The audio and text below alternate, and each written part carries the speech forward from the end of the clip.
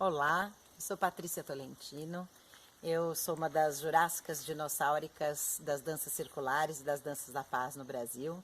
Eu trabalho há mais de 20 e poucos anos com esse assunto.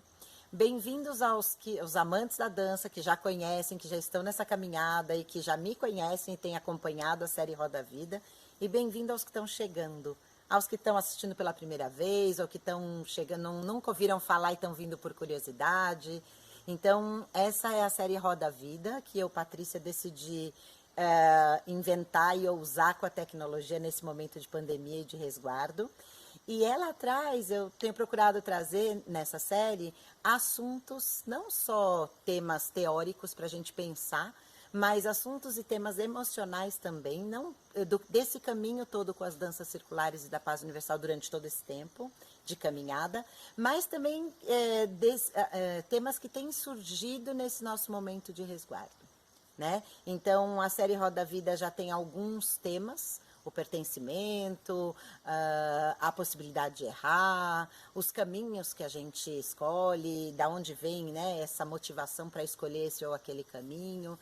E hoje o que eu queria trazer, o convite de hoje, é falar um pouco sobre as danças circulares e as danças da paz universal. Eu trabalho com esses dois braços, vamos dizer, de uma mesma árvore há muitos anos, desde o começo. E muita gente me pergunta nessa caminhada, porque no Brasil a gente conseguiu fazer dois movimentos um pouco diferentes. Quem é das danças circulares é das danças circulares, quem é das danças da paz é das danças da paz universal. E eu sempre trabalhei com esses dois movimentos juntos. E muita gente me pergunta, e qual é a semelhança? Qual é a diferença? O que significa a dança da paz universal? Da onde veio, né? E qual é a semelhança e qual é a diferença? Então, hoje o convite é falar um pouquinho sobre isso, né? Eu, desde o começo do trabalho, no início não tinha para mim essa diferença.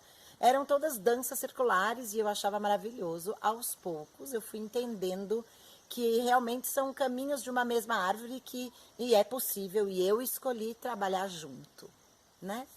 Então, para contar um pouquinho, as danças no Brasil são um pouco mais conhecidas, especialmente na última década, e vieram batizadas danças circulares sagradas de uma comunidade na Escócia, em Findhorn. E a origem, para a gente entender um pouco o movimento, qual era o contexto mundial daquela época. Então, na década de 70, mais ou menos, né, finzinho de 60, 70, tanto das danças circulares como das danças da paz, qual era o contexto mundial? O que acontecia? Era um movimento pós-guerra, onde o mundo todo estava pensando e sentindo, olhando possibilidades de atuar de maneira diferente, né? Porque aquela situação, aquele horror de guerra não nos servia mais enquanto humanidade, e todo mundo sentindo, pensando e descobrindo e inovando maneiras de fazer diferente. Então é um momento mundial onde surgem muitas ecovilas, muitas comunidades, outra maneira de viver mais juntos em comunidades. E aí surgiram em várias partes do mundo, na Índia, na Europa, nas Américas, enfim, comunidades e foi surgindo várias ligas nessa comunidade, né? Às vezes a comunidade se liga por uma parte espiritual, por uma parte filosófica, por uma parte prática, financeira, operacional, enfim, várias maneiras diferentes de viver. E aí surge o Bernard Vosin, que era um coreógrafo bailarino já mais velho, não tinha 18 anos, ele já tinha seus 60, né? É um homem maduro, e bailarino, coreógrafo, polonês, alemão. E o que ele pensa? Ele começa a sentir que, para além dos passos do balé, que eram fantásticos, né? Ele queria algo além, um pouco mais, vamos dizer, um passo a mais. Então ele foi pesquisar em vários lugares do mundo, nas ilhas gregas, em várias culturas, e onde ele viu uma comunidade inteira dançando e celebrando junto, as crianças, os adolescentes, as pessoas maduras, os anciãos dançando juntos.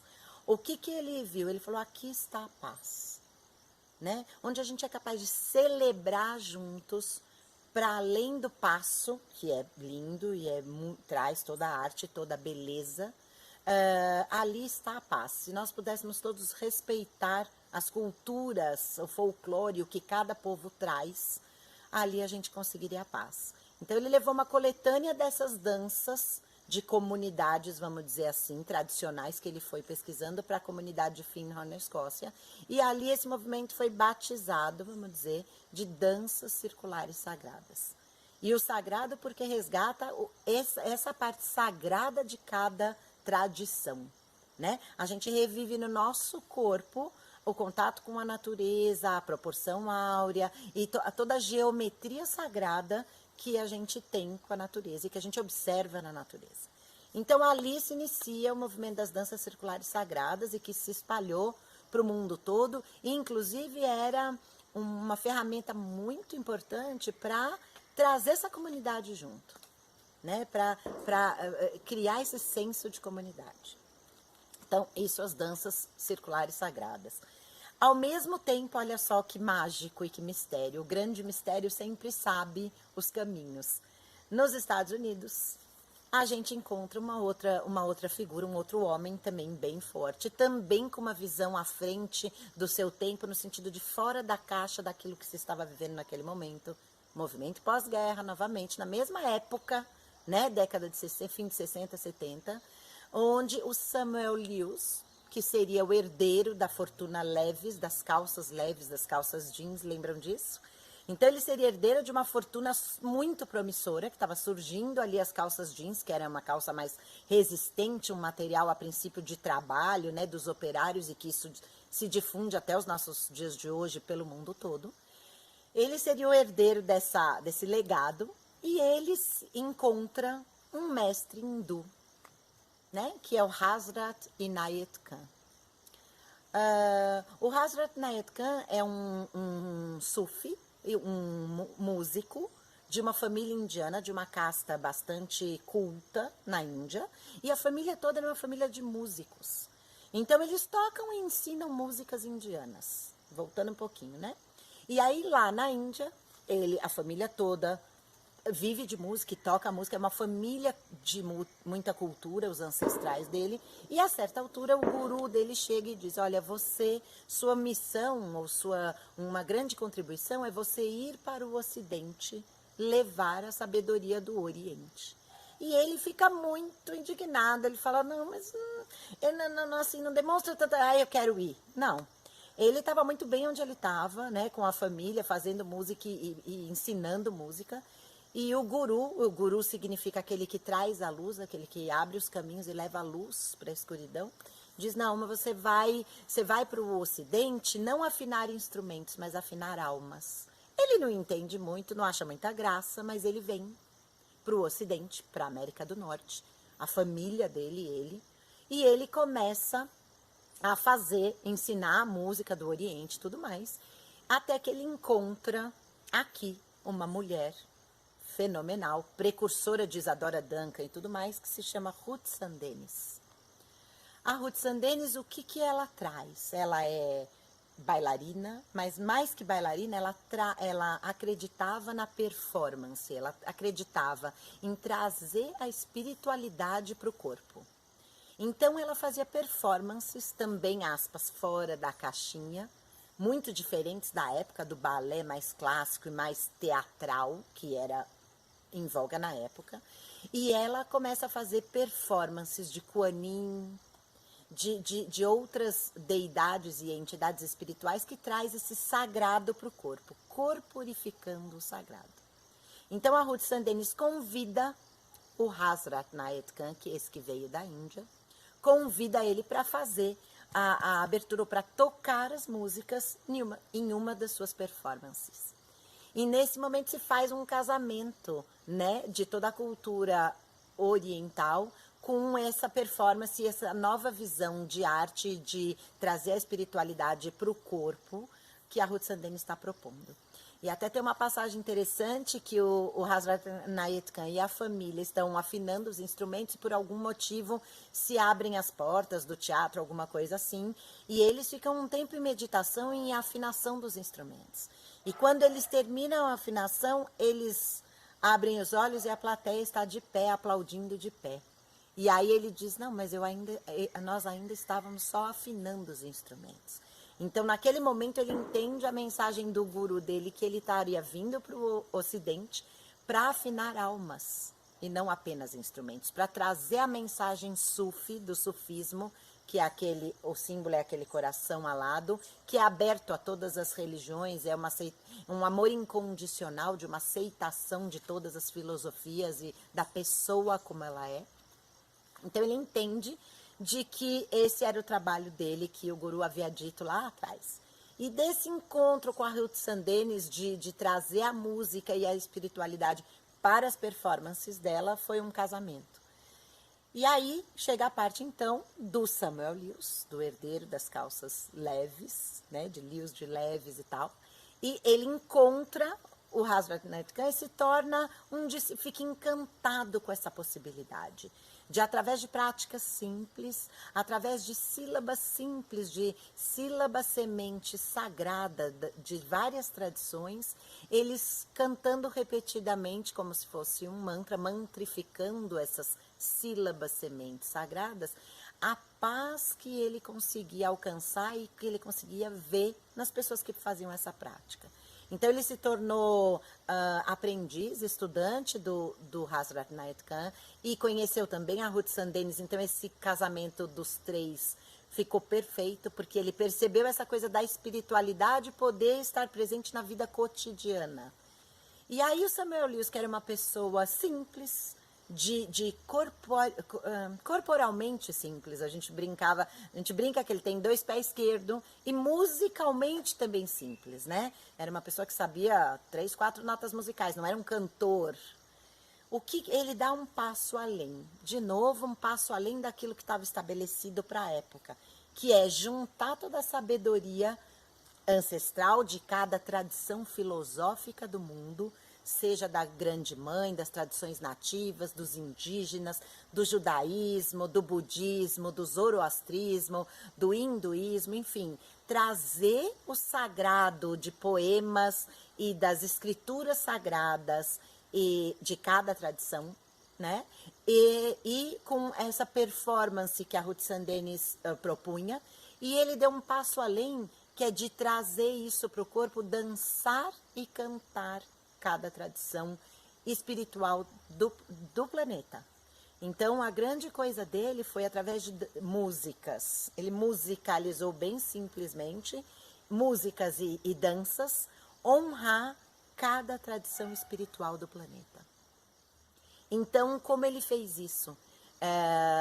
Ele abandonou essa parte empresarial, etc., que a família dele tinha preparado ou planejado para ele.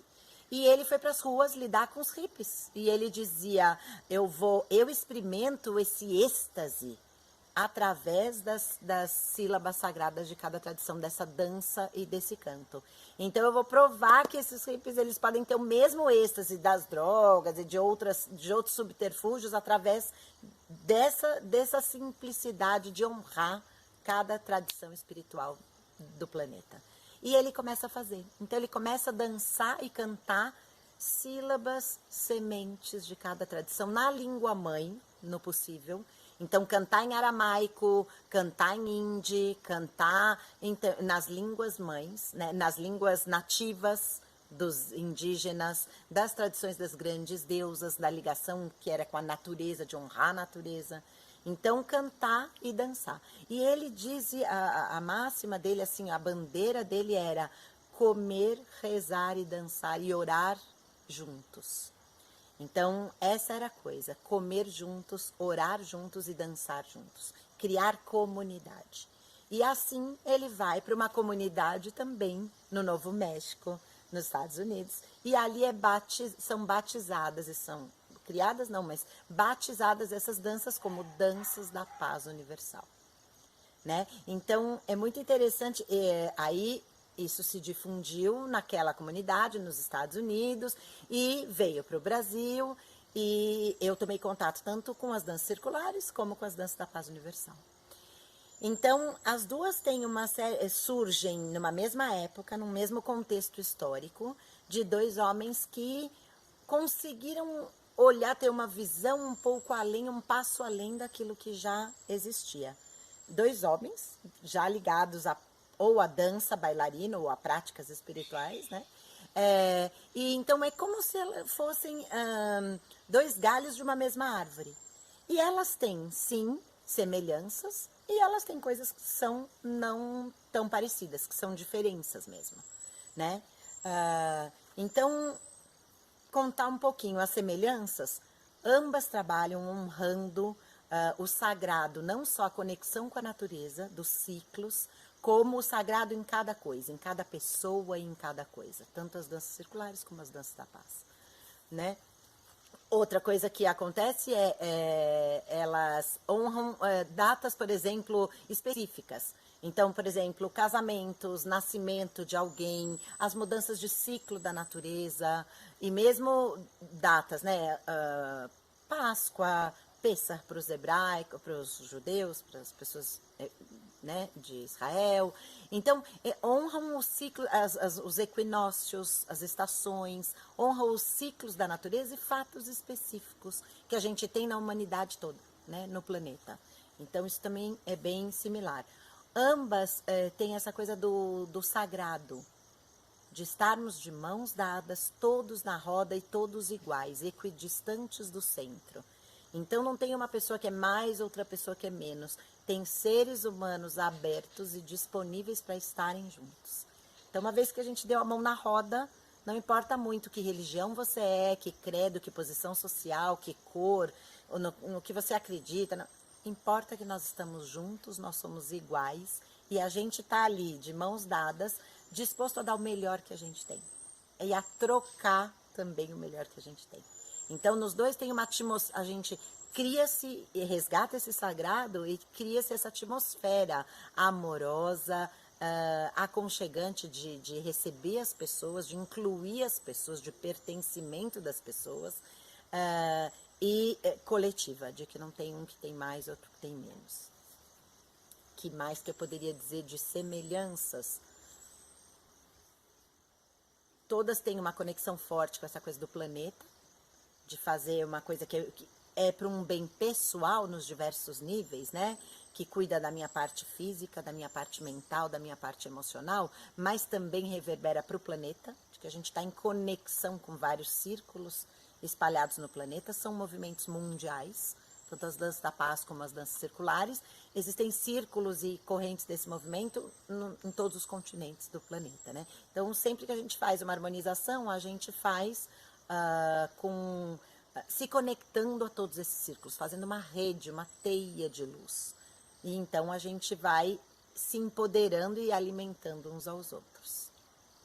E falando das diferenças, então, as danças circulares, na sua grande maioria das vezes, a gente tem as músicas gravadas. Então a gente põe o CD, a gente faz as danças e é uma delícia, é maravilhoso. E a gente tem com isso, com essa gravação, a possibilidade de trazer, às vezes, coisas muito diferentes da nossa realidade. Então trazer tambores africanos, trazer um piano de cauda e trazer as músicas clássicas e eruditas, que são maravilhosas. Então a gente transporta a realidade de algum lugar ou de alguma situação através das músicas, dos instrumentos que já estão gravados, né? Nas danças da paz, ao contrário, nas danças da paz, a gente toda e qualquer prática das danças da paz é sempre com a música ao vivo. Então, os músicos fazem parte, eles estão a serviço das danças. Então, normalmente, nos retiros, eu vou falar dos retiros já já, a gente tem uma formação musical. Então, aprender, né, os tempos, os compassos, a melodia em tom maior, a melodia em tom menor, para a gente tocar e estar a serviço da dança. Então, é uma tradição oral que é transmitida de geração em geração, né? Então, a outra coisa é isso, nas danças da paz a gente tem uma estrutura, a gente tem um mentor, uma linhagem, que veio desde o Samuel Lewis e que veio passando para os diversos mentores até chegar até nós. Então, por exemplo, hoje eu sou uma mentora no Brasil. Nós temos acho que uma meia dúzia de mentores no Brasil. Eu sou uma delas. E eu posso passar esse bastão, esse conhecimento adiante para os estudantes, para os mentis que a gente chama. né? E eu aprendi da minha mentora, que é a Anahata, e que aprendeu do mentor até chegar no Samuel Lewis. Tem uma linhagem. Para que serve esse sistema de mentoria? Para a gente caminhar junto. Como é uma tradição, como os nossos indígenas, que é oral, de geração para geração, o aprendizado se dá nessa circunstância, oralmente. Então, o nosso mentor, ele serve para nos acompanhar. Então, ele acompanha nas nossas atividades, ele dá feedback, ele ajuda. A qualquer momento você liga, pergunta. E são sempre músicas com a sílaba semente sagrada de cada tradição filosófica do planeta, honrando todas as tradições, como eu já falei antes, desde o zoroastrismo, o budismo, em aramaico, em árabe, em todas as línguas mães, né? E então o mentor está ali para nos auxiliar. Para quão mais fidedigno a gente for ao que a gente recebeu, a gente vai estar honrando a fonte e passando, fazendo essa transmissão de forma mais correta possível. Para cada um, a gente brinca aqui no Brasil, né, forró, como é que surgiu, for all. Porque se cada pessoa puser um passinho a mais, ou uma letra a mais, ou uma melodia diferente, dali a pouco já se perdeu a tradição. Então, claro que tem algumas danças que são mais recentes, mas a grande maioria é honrando as tradições ancestrais de cada caminho espiritual do mundo, né? Então, sempre tem um mentor e tem essa linhagem.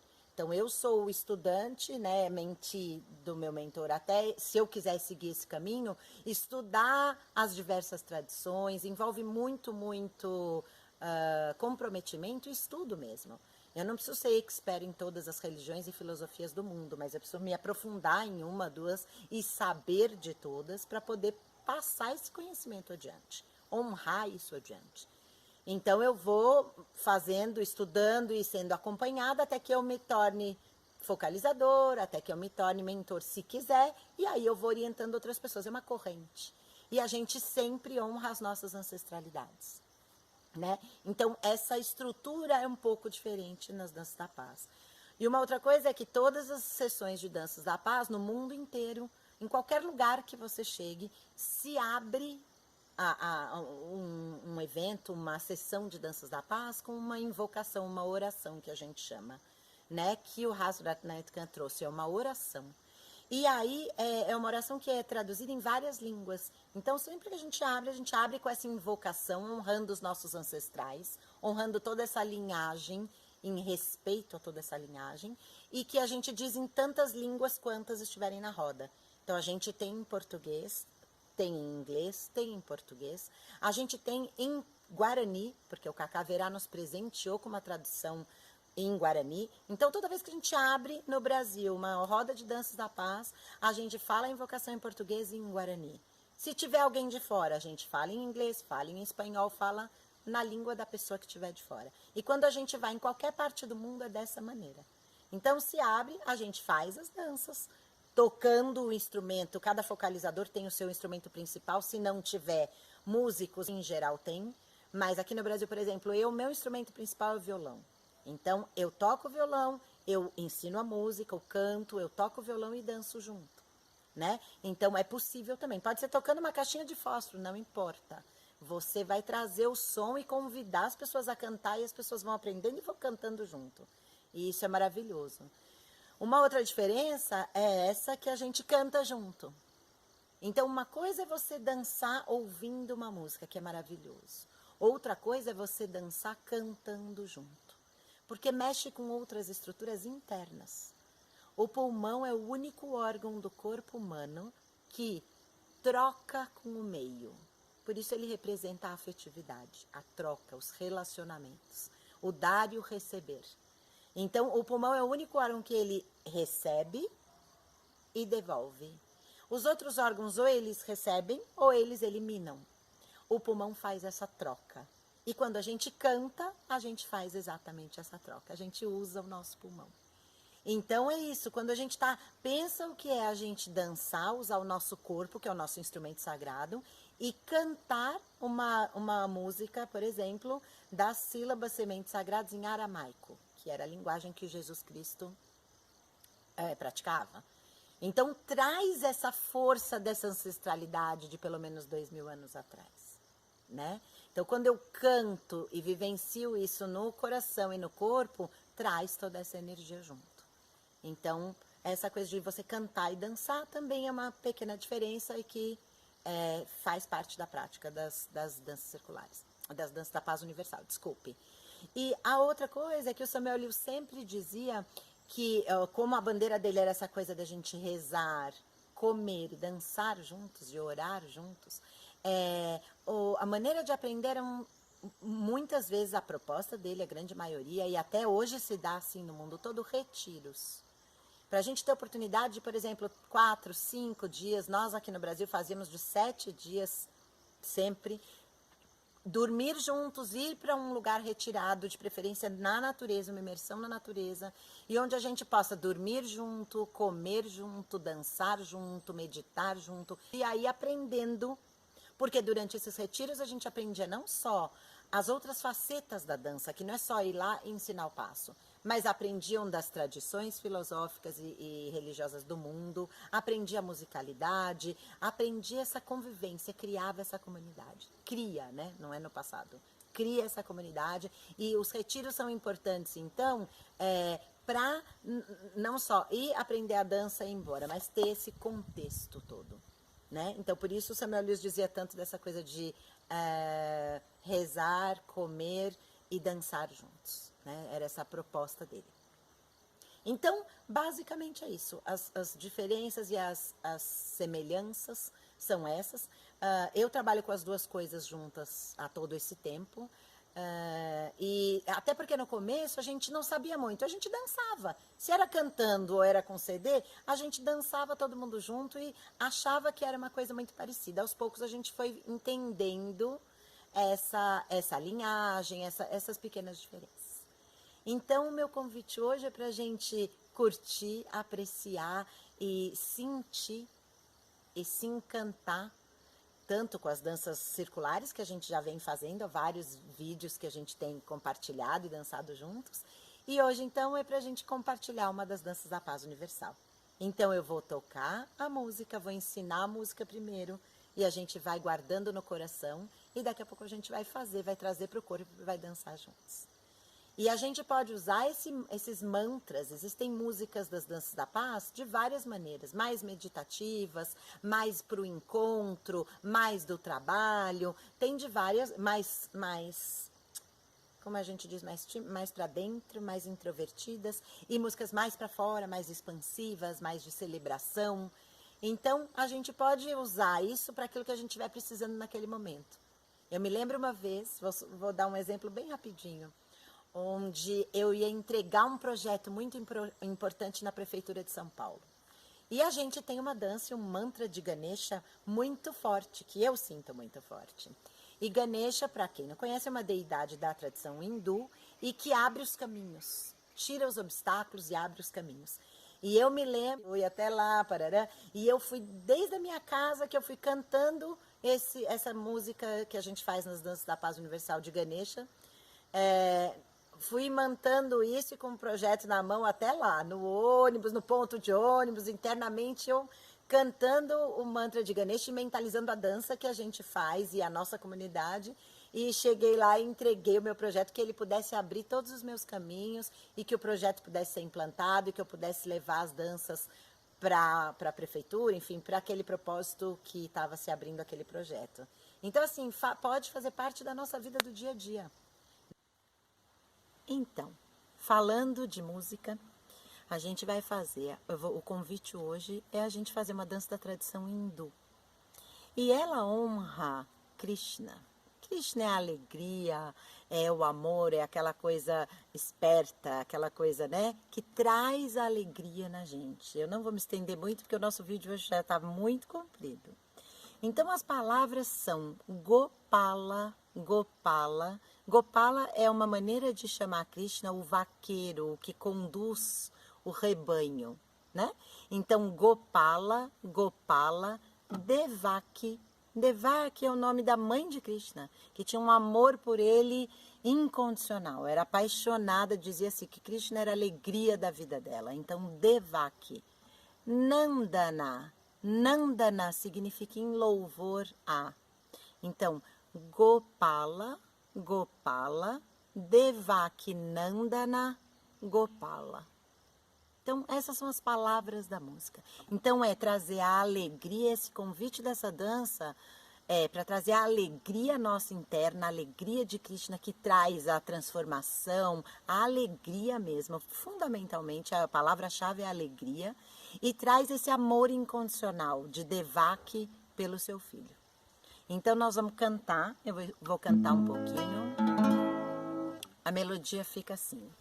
Gopala, Gopala, Devakinandana, Gopala, Gopala, Gopala, Devakinandana, Gopala. E aí a gente vai fazer um pouquinho mais agudo, as mesmas palavras. Eu estou fazendo devagar para vocês pegarem a melodia. Ai, não entendi direito o que eu faço. Nada. Vai, nem que seja lá, lá, lá, tá ótimo. O importante é a gente seguir e aceitar esse convite para trazer a alegria dentro da gente. E bem um parênteses nisso, eu tive a oportunidade de ouvir o Dalai Lama, Vossa Santidade o Dalai Lama, falar aqui em São Paulo para um Ibirapuera lotado só de pessoas da educação, de professores, do qual eu fazia parte. E isso tem quase 20 anos já. E uma das coisas que me marcou muito, ele falou, se a gente puder trazer uma qualidade para a nossa vida que traz todo o resto, que traz saúde, que traz amor, que traz família, que traz prosperidade, é a alegria. Então, que a gente possa trazer, aceitar esse convite de Krishna de trazer alegria no nosso cotidiano, nas coisas mais simples, de olhar o lado cheio do copo. Então, a gente faz essa frase musical de um tom um pouco mais baixo e a segunda frase musical nós vamos fazer a mesma, um pouquinho mais agudo. Então, eu vou cantar as duas vezes para a gente cantar de novo e a gente já vai levar para o corpo, trazer para a dança. Gopala, Gopala, Devakinandana, Gopala, Gopala, Gopala, Devakinandana, Gopala, Devakinandana, Gopala, Devakinandana, Gopala, Devakinandana, Gopala, Devakinandana, Gopala, Gopala, Gopala, Devakinandana, Gopala, Gopala, Gopala, Devakinandana, Gopala, Devakinandana, Gopala, Devakinandana, Gopala, Devakinandana, Gopala, Devakinandana, Gopala. Então, a dança de Krishna, de Gopala, ela é bem simples. A gente vai começar dando 4 passos para frente, 4 passos para trás, honrando o centro. Então, eu vou mostrar daqui, em passinhos pequenininhos, quem lembrar com o pé direito. Então, nós vamos com o pé direito para frente, levantando os braços. Gopala, e voltamos trazendo as bênçãos. Gopala, giro para o lado direito. Devakinandana, Gopala. Tudo de novo, só que nós vamos fazer o giro para a esquerda. Pé direito. Gopala, Gopala, Devakinandana, Gopala. Ou seja, trazer essa alegria e nós vamos começar lentamente, daqui a pouco a gente vai se animar. Vai para frente, volta para a linha da roda, giro para a direita, vai para frente, volta, giro para a esquerda. E aí nós vamos na roda de mãos dadas. A gente pode fazer com as mãos em V, mas o original é em cesto, com as mãos entrelaçadas, naquele cesto, né, de que a gente vai entrelaçando as mãos. A gente vai levantando e entrelaçando as mãos aos poucos. Uma frase musical completa para a direita, e aí a gente vai voltar uma frase musical completa para a esquerda. Então, começando com a direita, né? E vai levantando as mãos e vai criando aquele cesto das mãos entrelaçadas. Devakinandana Gopala, Devakinandana Gopala. Aqui a gente já tá com o cesto bem fechado e a comunidade bem fechada. Vira pro lado esquerdo e repete pro lado esquerdo. Devakinandana Gopala, Devakinandana Gopala. Solta as mãos dos cestos rapidinhos e recomeça o nosso ciclo de alegria. Pé direito para frente.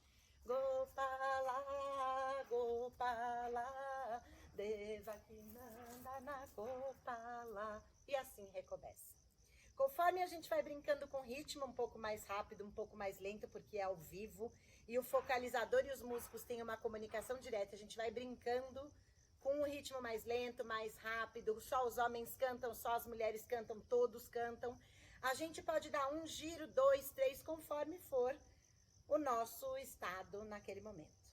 Eu vou fazer a invocação só para a gente ter, para vocês que estão ouvindo pela primeira vez ou para quem já está habituado para ter isso no coração, a invocação em português e a invocação em guarani, para a gente começar a nossa dança da paz, só para vocês terem a referência. Então, normalmente a gente dá as mãos na roda, respira um pouquinho, em direção ao uno, a perfeição de amor, harmonia e beleza. O ser único, unido com todas as almas iluminadas que formam a incorporação do Mestre, o Espírito de guiança. Jahu vai te peteim, embora ru porã, jua rua porã,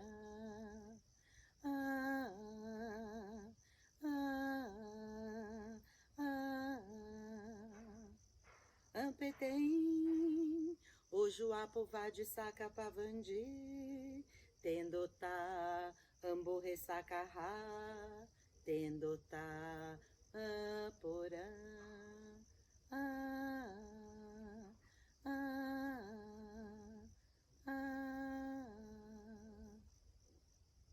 Então a gente vai fazer a dança de Krishna, honrando o convite e a alegria para estar dentro de nós, nas menores coisas do nosso dia a dia. Então vamos fazer com a música?